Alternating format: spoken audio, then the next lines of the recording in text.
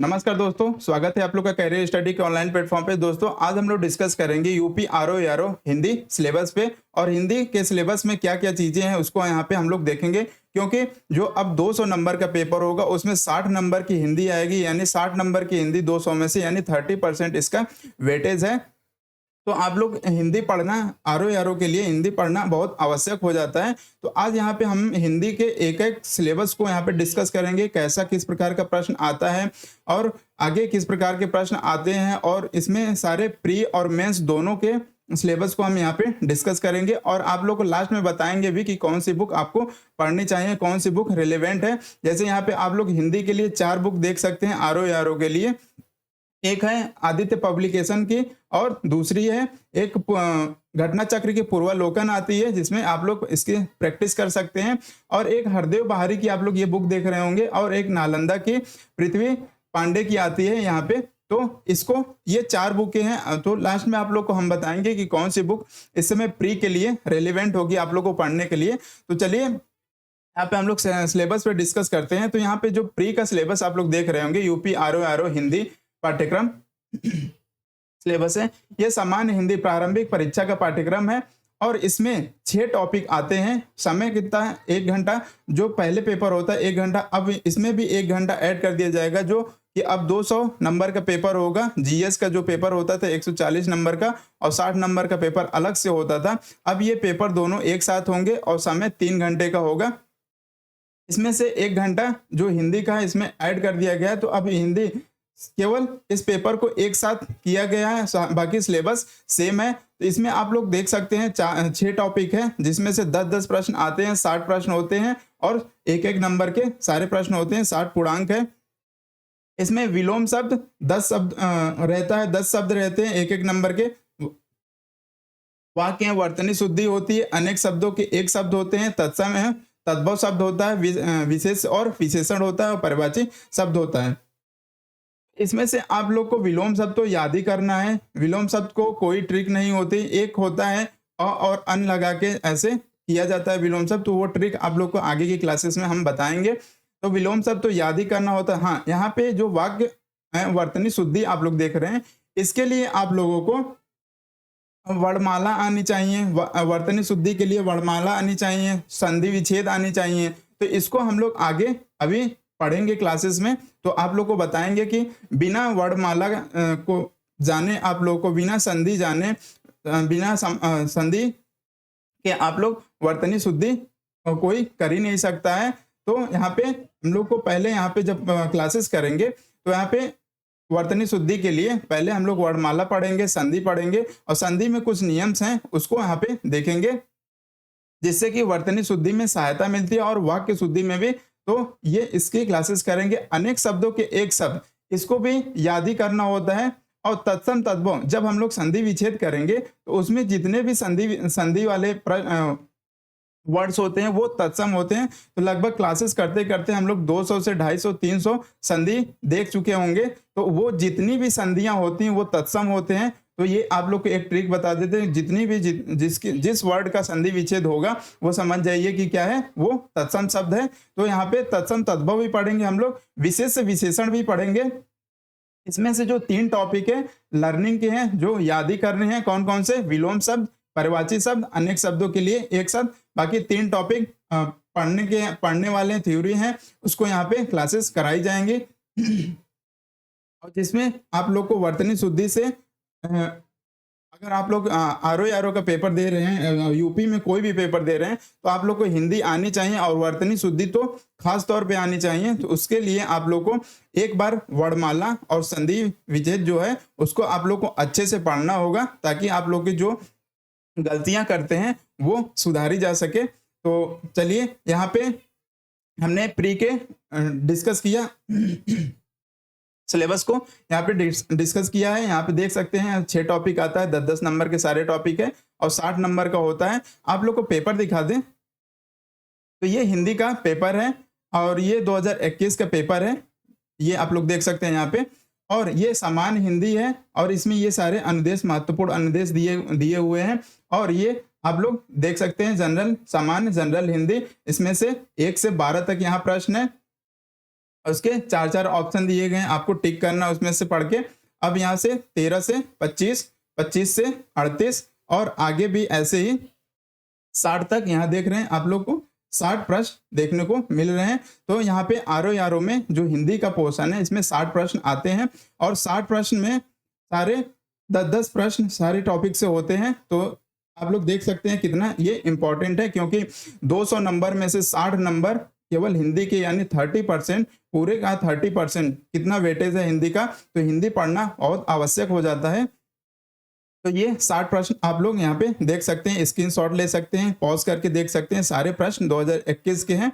और अब हम लोग चलते हैं यहाँ पे मेंस के सिलेबस पे। अब जो प्री का क्वालिफाई कर लेंगे आप लोग, तो आप लोगों को मेंस देना होगा। और मेंस में जो हिंदी का केवल पाठ्यक्रम है हम उस पर डिस्कस करेंगे। अभी जो जीएस का पाठ्यक्रम है उसके लिए हम जीएस वाली क्लासेस में डिस्कस करेंगे, इसमें केवल हम हिंदी के पाठ्यक्रम डिस्कस कर रहे हैं। तो यहाँ पे मुख्य परीक्षा का पाठ्यक्रम है सामान्य हिंदी एवं आलेखन। इसको जो है इसको 2 खंडों में बांटा गया। एक पहले खंड में परंपरागत सब्जेक्टिव जो आता है, जिसमें से दिए हुए गद्यांश का शीर्षक यहाँ पे देख रहे हैं सिलेबस में क्या है कि दिए गए गद्यांश का शीर्षक आप लोग को बताना है, और एक गद्यांश रहेगा उसमें आप लोग को शीर्षक दिया रहेगा बताना होगा, और सारांश उसका लिखना होगा, और 3 रेखांकित अंशों की व्याख्या करनी होगी। जैसा कि आप लोग यहाँ पे देख सकते हैं, ये प्रीवियस ईयर का पेपर 2021 का, और ये गद्यांश एक दिया हुआ है, और इसमें ये जो रेखांकित है यहाँ पे प्रश्न, ये तीनों प्रश्न होते हैं, इसी को व्याख्या करने होते हैं। पहले वाले प्रश्न के लिए 3 नंबर मिलता है,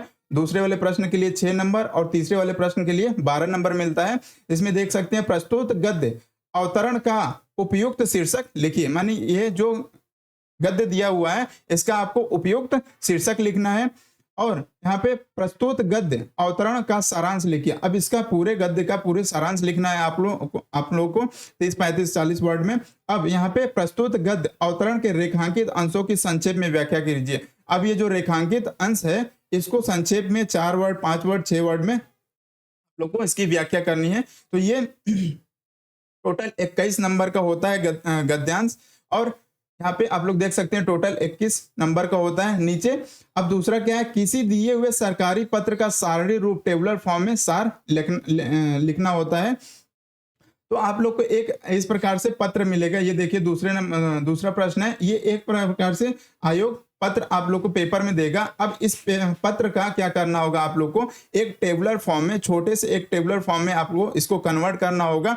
जैसे यहाँ पे आप लोग देख सकते हैं, ये मुख्य चीजें आप लोग को हेडिंग बना लेनी है। शासकीय पत्र का सारणी रूप हमने एक बना के आप लोग को डेमो में दिखाया है। इसमें जो भी इस पत्र में लिखा हुआ है सारी चीजें, इसमें आप लोग को यहाँ पे टेबल के फॉर्म में कर लेना है, और इसके सारी चीजें मुख्य पॉइंट आपको हाईलाइट कर लेना है, और उसमें सारी चीजें यहाँ क्रम लिखना है। यहाँ पे पत्र संख्या कौन सी है, तिथि कौन सी है, प्रेषक कौन है, प्रेषित कौन है, संक्षेप विषय क्या है इसमें। तो इस प्रकार से ये टेबलर ये फ्री के 15 नंबर मिल जाते हैं, क्योंकि आप लोग के पास पूरी पत्र होता है और इसी पत्र से आपको टेबुलर फॉर्म में इस प्रकार में कन्वर्ट करना होता है यहाँ पे। तो ये 15 नंबर फ्री के मिलते हैं, समझ लीजिए। तो आप अगर मेंस आप लोग देंगे तो 15 नंबर फिक्स है। यहाँ पे पत्राचार, अब तीसरा जो टॉपिक आता है यहाँ पे मुख्य परीक्षा में, पत्राचार, जो शासकीय अर्धशासकीय पत्र होता है, यानी गवर्नमेंट ऑफिशियल पत्र होता है, डेमी ऑफिशियल पत्र होता है, कार्यालय आदेश, ज्ञाप परिपत्र, official order, office memorandum, circular जिसको बोलते हैं, विज्ञप्ति, टिप्पणी, प्रतिवेदन, अनुस्मारक, जो नोटिफिकेशन, नोटिंग, रिपोर्ट और रिमाइंडर होता है। इस पे एक पत्र आता है कि इन पत्रों में क्या अंतर है, इनके पत्रों की खासियत बताइए, व्याख्या कीजिए। तो ये आप लोग यहाँ पे देख सकते हैं। तीसरा लिख रहा है कि निम्नलिखित प्रश्नों में उत्तर दीजिए।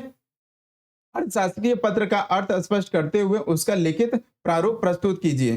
तो अर्थशास्त्रीय पत्र का अर्थ स्पष्ट करिए कि अर्थशास्त्रीय पत्र क्या होता है, करते हुए इसका लिखित प्रारूप, जो लिखित प्रारूप है ये आप लोग देख सकते हैं, ये अर्थशास्त्रीय पत्र है, जिसको ये आप लोग अर्थशास्त्रीय पत्र, ये इसका लिखित प्रारूप है। इसी प्रकार से आप लोग को अर्थशास्त्रीय पत्र का फॉर्मेट लिखना होगा। यहाँ पे देख रहे हैं प्रेषक, अधिकारी का नाम, पदनाम, शासकीय पत्र, ये फॉर्मेट है। इसी फॉर्मेट में आप लोग को ये अर्थशास्त्रीय पत्र लिखा जाता है, और आप लोग को भी इसी सेम पैटर्न पे ये फॉलो करना है। तो ये अर्धशासकीय पत्र है। दूसरा दिया हुआ कार्यालय आदेश किसे कहते हैं, इसका एक उदाहरण प्रस्तुत कीजिए। तो कार्यालय आदेश को व्याख्या करनी है आपको कि कार्यालय आदेश क्या होता है। यहाँ पे कार्यालय आदेश का फॉर्मेट देख सकते हैं आप लोग, ये कार्यालय आदेश है और इसका फॉर्मेट इसी प्रकार से होता है जिस प्रकार से यहाँ पे लिखा हुआ है, जिस प्रकार से हमने लिखा है, लिख के एक डेमो आप लोग को दिखाया है, इसी प्रकार से आप लोग को इसका फॉर्मेट है कार्यालय आदेश। कभी भी आप लोग कार्यालय आदेश देखेंगे तो इसी फॉर्मेट में जारी होता है। तो ये फॉर्मेट है, इसी प्रकार से मेंस में आपको लिखना होता है, बताना होता है कि किस कैसे फॉर्मेट होते हैं। दूसरा क्या है, विज्ञप्ति का आशय स्पष्ट करते हुए इसका एक उदाहरण लिखिए। अब यहाँ पे विज्ञप्ति का कह रहे हैं आशय स्पष्ट करते हुए इसका उदाहरण लिखिए। तो ये विज्ञप्ति का फॉर्मेट देख रहे हैं। अब इसका विज्ञप्ति क्या होती है, नोटिफिकेशन, जो वैकेंसीज की नोटिफिकेशन आती, जो आयोग नोटिफिकेशन देता है। अभी जो नोटिफिकेशन आई है 27 जुलाई को एग्जाम होने की, वो क्या है, विज्ञप्ति है, यानी विज्ञप्ति जारी होती है जिसमें, तो ये विज्ञप्ति की फॉर्मेट होता है। जैसे आप लोग देखेंगे तो यहाँ पे ये फॉर्मेट होता है, यहाँ तक होता है। अगर यहाँ पे कुछ प्रारूप उसमें प्रतियां लगानी होती है तो ऐसे इसके नीचे लिख के प्रतियां लगाई जाती हैं। तो ये सब सारी चीजें ये मेंस की हैं। आगे यहाँ पे इस प्रश्न में है, अब निम्नलिखित अंग्रेजी शब्दों के हिंदी रूप लिखिए। अब ये यहाँ पे होता है कि 5 वर्ड दिए हुए हैं यहाँ पे, इनके हिंदी करना होता है। अब यहाँ पे हिंदी का इंग्लिश करना होता है, यानी हिंदी से इंग्लिश, इंग्लिश से हिंदी। नीचे यहाँ निम्नलिखित मुहावरे का अर्थ लिखते हुए, तो ये सारे मुहावरे का इनका अर्थ वाक्य प्रयोग करना होता है। यहाँ से कंप्यूटर से 10 नंबर के प्रश्न होते हैं जिसमें आप लोग देख सकते हैं ऑपरेटिंग सिस्टम क्या है, ऐसे आप क्या अभिप्राय है, वर्तमान परिदृश्य में उपयोग किए जाने वाले लोकप्रिय ऑपरेटिंग सिस्टम कौन कौन से हैं, www क्या है, इंटरनेट ब्राउजर क्या है, कंप्यूटर में कितने प्रकार की मेमोरी होती है, HTTP क्या है, इसके उद्देश्य क्या है। तो ये कंप्यूटर के भी 10 प्रश्न होते हैं मेंस में यहाँ पे। तो ये सब सारी चीजें हम लोग आप लोग को बता दिए। मेंस में इस प्रकार के सिलेबस होता है। अब ये सारे पत्र आप लोग देख सकते हैं, ये अनुस्मारक होता है, इस प्रकार के सारे पत्र आते हैं। ये कार्यालय ज्ञाप, तो यहाँ पे जो सिलेबस में था ये सारे शासकीय पत्र, शासकीय कार्यालय आदेश पत्र, परिपत्र, विज्ञप्ति, टिप्पणी, प्रतिवेदन, ये सब क्या है। तो इसी प्रकार से सारे फॉर्मेट इसके अनुस्मारक है, रिमाइंडर जो भेजा जाता है, कार्यालय ज्ञाप है, यहाँ पे इसको आप लोग देख सकते हैं, शासकीय पत्र है, ये परिपत्र क्या होता है, मेमोरेंडम, ये सब इस प्रकार की ये फॉर्मेट है। इसमें आप लोग शासकीय पत्र में देख सकते हैं कि शासकीय पत्र कैसे लिखा जाता है। इसमें हमने एक डेमो आप लोग को लिख के दिखाया, आप लोग पॉज करके इसको पढ़ सकते हैं कि इसी प्रकार से शासकीय पत्र लिखा जाता है। यहाँ पे हमने एक प्रश्न भी यहाँ पे लिखा हुआ है, केंद्र सरकार की ओर से कानपुर उत्तर प्रदेश में हुए दंगों की जांच के संबंध में उत्तर प्रदेश सरकार को एक पत्र लिखिए। तो ये पत्र उस पर हमने लिखा हुआ है। तो इस प्रकार से पत्र, शासकीय पत्र लिखा जाता है। अब हम लोग डिस्कस करेंगे खंड 2 पे। खंड 2 में क्या होता है कि समान शब्द ज्ञान एवं व्याकरण वस्तुनिष्ठ आता है। इसमें आप लोग प्रश्न देख सकते हैं, 30 प्रश्न होते हैं, ये वस्तुनिष्ठ प्रकार के होते हैं, जिसमें 5 टॉपिक होता है। इसमें विलोम शब्द, वाक्य और वर्तनी शुद्धि, अनेक शब्दों के एक शब्द, तत्सम, तद्भव, विशेष और विशेषण। यहाँ से जो प्री में पर्यायवाची शब्द था उसको यहाँ से हटा दिया जाता है। और 5 टॉपिक होते हैं, और जो कि इसका भी 60 नंबर का होता है। 6 प्रश्न हर टॉपिक से होते हैं, और हर टॉपिक का 2-2 नंबर होता है। 12 अंक, यहाँ पे 12 अंक हर एक टॉपिक से, यानी 60 नंबर का ये हो जाता है। ये मेंस का टॉपिक है जो कि आप लोग को ये देखने को मिल रहा है। ये यहाँ से 6 प्रश्न यहाँ पे हैं, 6 प्रश्न आप लोग को देखने को मिलेगा। 6, 12 यहाँ हो गया, ये 18 प्रश्न, और यहाँ पे 24 हर एक पेज पे आप लोग को हर एक टॉपिक से मिल जाएगा। 30 प्रश्न ये है। आगे नेक्स्ट इसमें हिंदी निबंध का प्रश्न पोर्शन आता है, जिसमें से आप लोग को यहाँ पे एक निबंध दिया होगा, और इसमें से जैसे यहाँ पे आप लोग देख रहे हैं, खंड 1 में क्या है, इसमें खंड निबंध में भी खंड 1, खंड 2, खंड 3 होगा, जिसमें से आप लोग को निम्नलिखित विषयों में से किसी एक विषय का चयन कर निबंध लिखिए। शब्द सीमा कितना है, 600 है। अब इन जो 3 है इसमें से कोई एक को चुन कर आपको लिखना है, जो भी आपको अच्छा लगे और जो जिसे आप लोग लिख सकते हैं, तो ये इन तीनों टॉपिकों से एक-एक सब्जेक्ट को चुन के लिखना है और 600 वर्डों में लिखना है। तो ये है सारे यहाँ पे शब्द सीमा, और एक निबंध का 40 अंक होगा, जिसमें से आप लोग को टोटल 120 मिलेगा। तो 120 उधर हम लोग देख लिए, और 60 और 120 कुल टोटल मार्क हिंदी का 400 होता है, और 120 नंबर की क्या होती है, जीएस का पेपर होता है। तो ये आप लोग यहाँ पे देख रहे हैं। अब यहाँ पे नेक्स्ट यहाँ पे आप लोग देख सकते हैं, एक आता है पेपर हिंदी से इंग्लिश में कन्वर्ट करने के लिए, और इंग्लिश से हिंदी, हिंदी से इंग्लिश, और इंग्लिश से हिंदी में कन्वर्ट करने के लिए एक पेपर होता है उसको। और यहाँ पे तो यहाँ पे सारी चीजें हमने आपको बता दी कि कौन कौन से मुख्य जो निबंध का पेपर आता है कैसा होता है। यहाँ पे आप लोग देख सकते हैं, ये निबंध के पेपर है, और इसी में से एक एक लिखना होता है। तो सारी चीजें हमने यहाँ पे आप लोग को हिंदी के सिलेबस डिस्कस कर दिया है, और सारी चीजें बता भी दी हैं कि कैसे किस प्रकार से पेपर भी दिखा दिया आप लोग को किस प्रकार से आता है। उम्मीद हो आप लोग को बहुत अच्छे से समझ में आया होगा। तो अब नेक्स्ट क्लास में हम लोग क्या करेंगे कि यहाँ से हम लोग पहले प्री का जो सेक्शन है उसको यहाँ से हम लोग देखना शुरू करेंगे, और यहाँ पे ये जो इस विलोम शब्द को हम आप लोग को दे देंगे, यहाँ पे अपलोड कर देंगे। वहां से विलोम शब्द आप लोग इम्पोर्टेंट विलोम शब्द, और इसको एक टेस्ट सीरीज में हम कराएंगे भी, और इसको आप लोग याद भी करिएगा। और यहाँ से अनेक शब्द यह भी दे देंगे, और परिवाची, तीनों चीजें आप लोग को उपलब्ध रहेगी। और यहाँ से दूसरा, चौथा और पांचवा ये सारे थ्योरी के पार्ट्स हैं, इसको पढ़ना। वर्तनी शुद्धि के लिए अभी आप लोग को बताएं वर्णमाला पढ़ना पड़ेगा और संधि विच्छेद पढ़नी पड़ेगी, तो इनको हम लोग पढ़ेंगे। तत्सम तद्भव के लिए संधि विच्छेद से ही आधे तद्भव तत्सम कंप्लीट हो जाएगा, और इसके भी ट्रिक बताएंगे कि तत्सम क्या होता है, तद्भव क्या होता है, कैसे इसको पहचानेंगे। विशेष विशेषण पढ़ेंगे, और विशेष विशेषण को पढ़ने के लिए कम से कम हम लोग को संज्ञा, सर्वनाम, विशेषण, क्रिया, अव्यय ये सब जानना जरूरी होगा। और क्योंकि यहीं से प्रश्न ज्यादा पूछते हैं, जैसे आप लोग यहाँ पे 60 नोट्स में यहाँ पे देख रहे हैं, ये यहाँ से पिछले ईयर में यहाँ से प्रश्न पूछा हुआ है, कई प्रश्न यहाँ से पूछा हुआ है। इनसे पूछा हुआ कि ये कौन सा सर्वनाम है और विशेषण है, तो विशेषण विशेष दिया हुआ है, तो विशेषण के अंदर की चीजें वो पूछता है। यहाँ पे आप लोग देख सकते हैं। तो कल से हम लोग क्या करेंगे कि अपने सिलेबस को कंप्लीट वर्णमाला पहले पढ़ेंगे, सारी वर्णमाला के यहाँ पे 160 नोट्स आप लोग देख रहे होंगे, हमारे हाथ से बनाया हुआ है। तो इसको आप लोग यहाँ पे हम सारी चीजें यहाँ पे डिस्कस करेंगे। यहाँ पे स्वर कितने हैं, कुल वर्ण कितने हैं, स्वर कितने हैं, और व्यंजन कितने हैं, जो मिश्रित व्यंजन, द्विगुण व्यंजन, संयुक्त व्यंजन, ये सब सारे क्या होते हैं, ये सब सारे वर्णमाला हम एक डिस्कस करेंगे। उसके बाद यहाँ पे संज्ञा से सर्वनाम तक ये सारी चीजें शब्द ज्ञान हम लोग देखेंगे, तभी आप लोगों को सारी चीजें समझ में आएगी। और हिंदी को जानना, अगर यूपी में आप लोग को जॉब करनी है तो हिंदी से भली भांति परिचित होना पड़ेगा आप लोगों को। और यहाँ पे संधियां सारी देखेंगे, संधि के कुछ नियम्स होते हैं, सारे नियम आपको बताएंगे। जैसे स्वर संधि के 5 नियम है, जिससे आप लोग को कभी भी आगे एग्जाम में कोई भी गलती संधि से नहीं होगी। और संधियों को आप क्लास खत्म होते होते, संधि जब हम लोग पढ़ेंगे, क्लास खत्म होते होते आप लोग को हर एक वर्ड को देख के पहचान लगेगी कि यहाँ पे ये वर्ड गलत लिखा हुआ है। वर्तनी शुद्धि आप लोग कर सकते हैं खुद से। यहाँ पे विसर्ग का हम लोग सारे पार्ट्स देखेंगे, इसके ये रूल्स लिखे हुए हैं, इसको देखेंगे सारी चीजें। यहाँ पे व्यंजन संधि के रूल हैं, सारी चीजें, और ये सब पढ़ेंगे। कम से कम 17 से 18 व्यंजन संधि में रूल है, उसको पढ़ेंगे। स्वर संधि 5 है, उसको सारे पढ़ेंगे।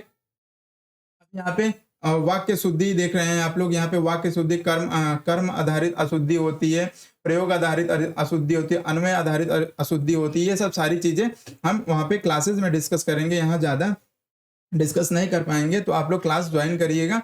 तो चलिए यहीं पे अपने को समाप्त करते हैं, और उम्मीद है आप लोग को सिलेबस पूरा समझ में आया होगा हिंदी का, यूपी आरओ का, जिसमें आप लोग देख सकते हैं सारी चीजें हमने डिस्कस कर दी है। और कौन कौन सी बुक आप लोग को पढ़नी है वो अभी आप लोग को बता दें। ये RO का जो प्री के लिए आप लोग आदित्य पब्लिकेशन की बुक ले सकते हैं। इसमें केवल आप लोग ध्यान दे दीजिएगा, आदित्य पब्लिकेशन का केवल RO का आप लोग का लेना, अगर RO का एग्जाम दे रहे हैं तो। और उसके साथ आप लोग पूर्वालोकन ले सकते हैं। और मेंस के लिए ये दोनों बुक, अगर आप लोग अगर प्री क्वालिफाई हो जाता है तो मेंस के लिए आप लोग अब वैसे भी इसको आप लोग ले सकते हैं। तब तक इसको भी इंक्लूड करके देख सकते हैं। तो ये चारों RO की अगर आप लोग प्रिपरेशन कर रहे हैं तो ये चारों बुक आपके पास होनी चाहिए। तो आप लोग इन बुक्स को खरीद लीजिए। तो ये हिंदी के बारे में मैंने सारी चीज़ें डिस्कस कर दी है। अब कल से यहाँ पे हिंदी पे हम लोग चर्चा करेंगे और हिंदी की क्लासेस पे देखेंगे। और वहाँ पे हम लोग शुरू करेंगे। सबसे पहला विलोम शब्द पे थोड़ा सा इंट्रोडक्शन देंगे। उसके बाद वाक्य एवं वर्तनी शुद्धि पे आएंगे। वाक्य वर्तनी शुद्धि के लिए वर्णमाला से हम लोग शुरू करेंगे और वर्णमाला, संधि, विच्छेद, ये सब सारी चीजें पढ़ेंगे। गारंटी से हम कहते हैं कि अगर आप लोग हिंदी की क्लासेस हमारी कर लेंगे तो आप लोग के कम से कम 50 नंबर, 45 से 50 नंबर तो कन्फर्म ही आ जाएंगे। 10 प्रश्न ऐसे होते हैं जो कोई नहीं कर पाता है। तो चलिए, अब ज़्यादा नहीं तो अब क्लास यहाँ पे समाप्त करते हैं। धन्यवाद, मिलते हैं नेक्स्ट क्लास में।